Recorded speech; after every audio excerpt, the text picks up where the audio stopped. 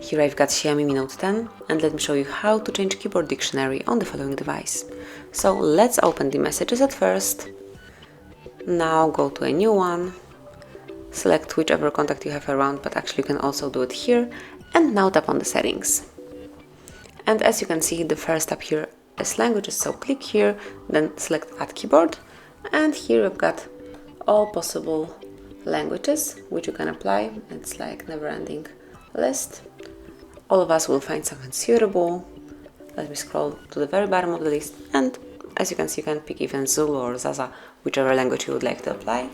And for example, let me choose Yiddish. Tap on Done to apply it, and tap here to remove English.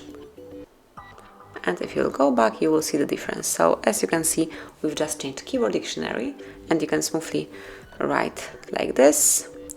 And if you want to change it again, just select the settings one more time.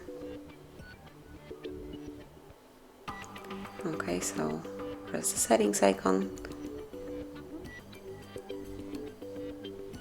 right here, and then select the languages again, click on Add Keyboard, and pick whichever you would like to apply now, but I will go back to English, so let me pick English, tap on Done, then remove Yiddish or whichever language you would like to remove, go back, and as you can see, it has been already changed, so now you can smoothly write in English.